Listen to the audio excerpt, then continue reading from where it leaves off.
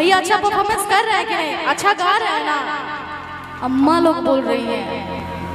अरे तो अम्मा लोग के हम दिल में घुस गए बनी।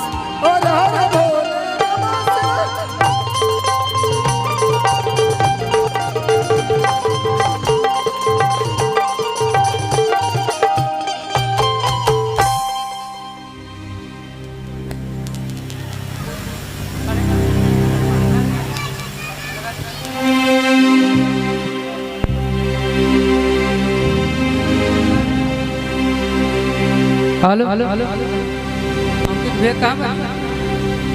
अच्छा नहीं थोड़ा देख लिए। Hello hello hello hello hello hello hello hello hello ठीक बात अपने से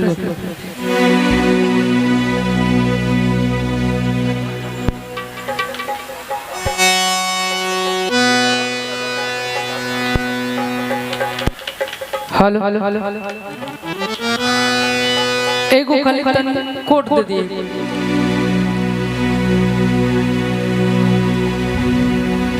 आज श्री भगवान के चरण में हमने सब लोग आयल बनी। राघवेंद्र सरकार के दरबार में जैसे आप आयल बनी वैसे हम आयल बनी। हम यहाँ दर्शन करे आयल बनी।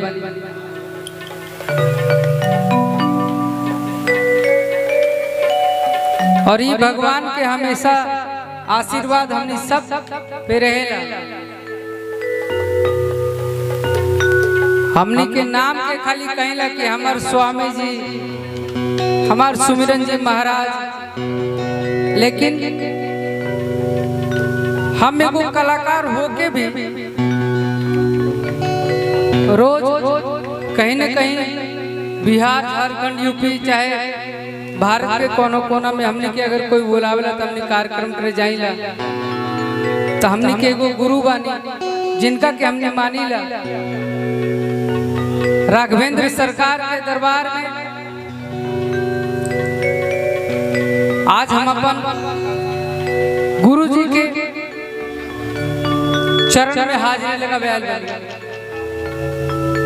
हम अपन स्वामी, हम अपन भगवान के चरण में हाजिरी लगावे।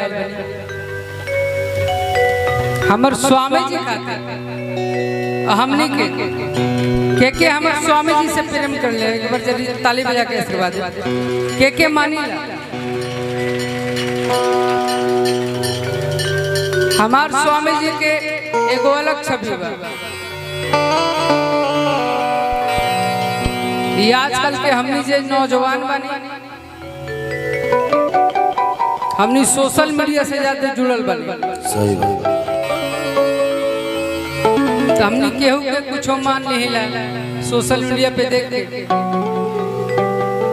लेकिन हर एक घर में,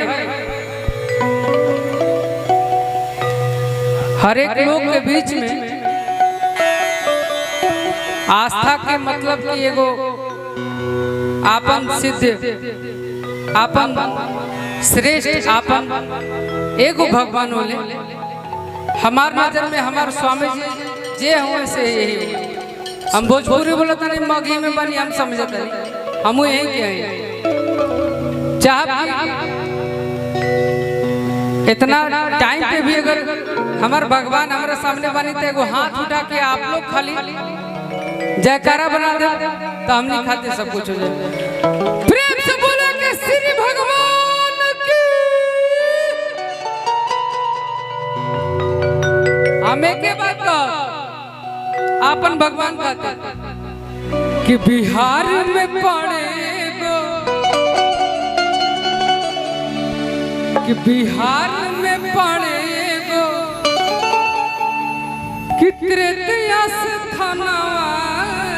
ना जाने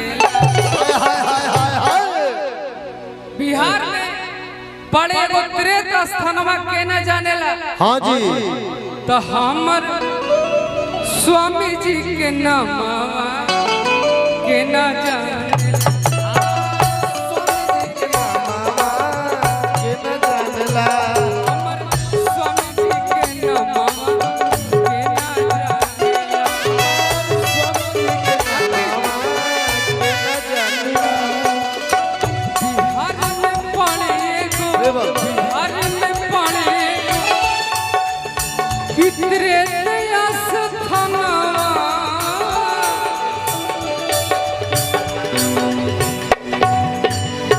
बिहार में पड़े गो त्रेत स्थानवा के न जाने।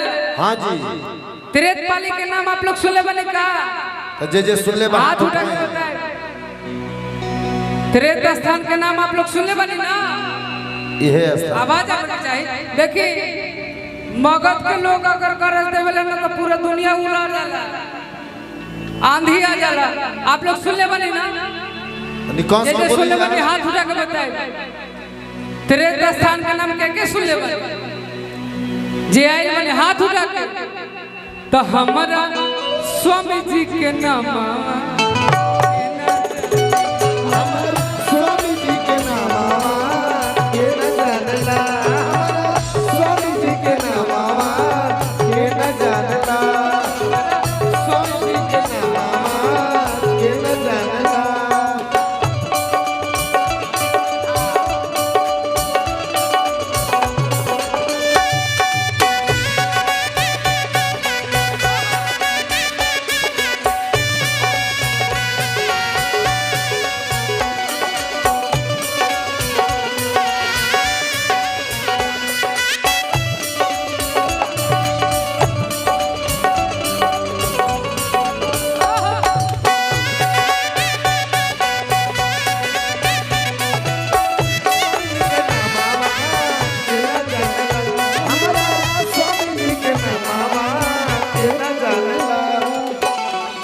ऐसी थोड़ी के कहता के ये चलते हाँ अरे कि स्वर्ग बनवले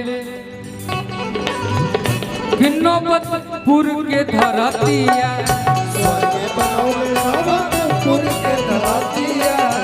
स्वर्ग बनौले नौबतपुर के धरतिया।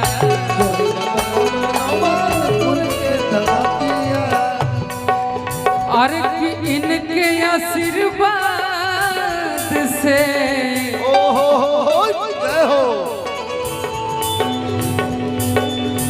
चाचा बहुत बहुत आशीर्वाद कि स्वर्ग बनौले नौबतपुर के धरतिया।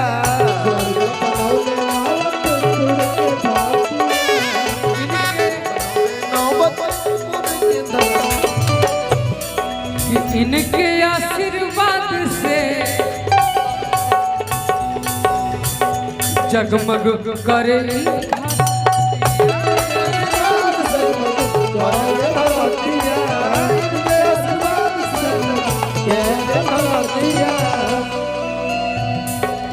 अरे किलो तमाम इनकर हमने के सब लोग इनका शरण में जाके चाहते हैं। हाँ जी चाहे राघवेंद्र सरकार जिनका इनका के भेज दिले हमारे स्वामी जी के तई इनके अरे कि शरण में आके हमनी अरे करी गुना गनवा के ना जानेला।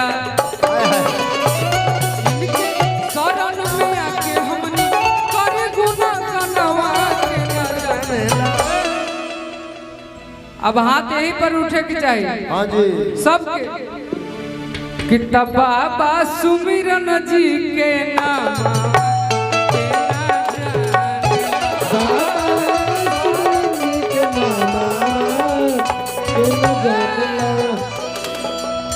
तो स्वामी सुमिरन जी के नाम के ना जाने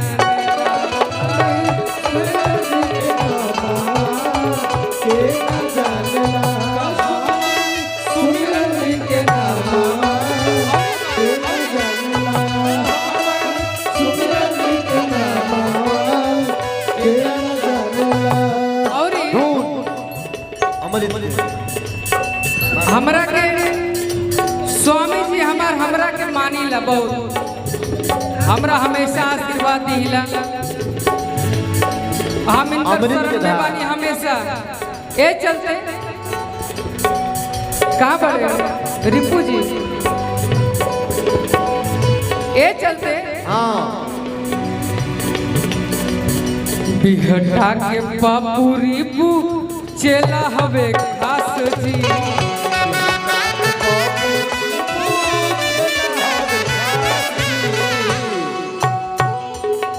ये हमारे जीजा जी बने, हाँ लेकिन स्वामी जी के इतना बड़का चेला, हाँ जी इतना माने ला इनका के सही बात। गर्जियन बिहटा के बापू रिपू चेला हवे खास जी।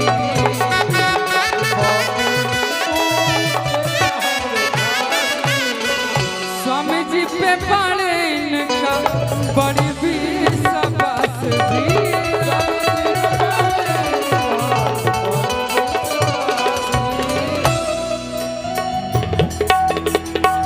दुनिया जहान सारा, दुनिया जहान सारा कि पूजल चारणवा के न जाने। हाय हाय हाय दुनिया जहान सारा पूजल चारणवा के न जाने। हमर स्वामी जी के नाम के न जानला हमारा स्वामी जी के नाम हमारा स्वामी जी के नाम। सबके हाथ उठे के चाहिए जितना बने। तो हमर स्वामी जी के नाम के ना जाने ला।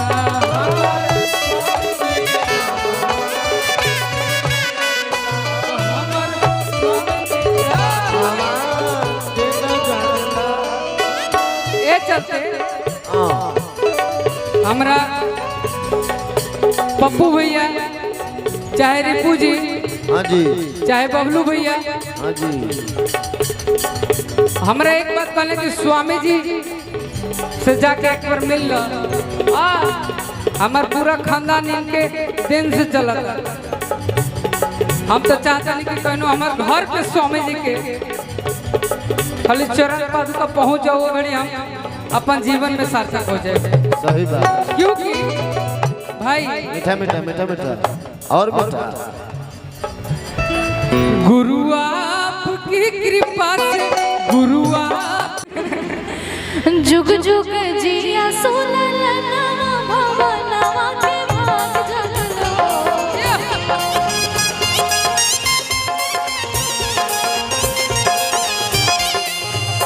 जुग जुग जिया सोललनवा भवनवा के भाग जगलो। भैया अब हमारी बारी है। भैया आइए ना बैठ।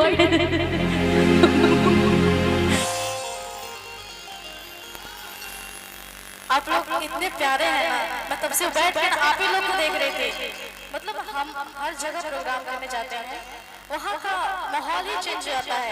4-10 गाने होंगे, बस पब्लिक ऐसा खिचड़ी खाने आ जाता है तुरंत।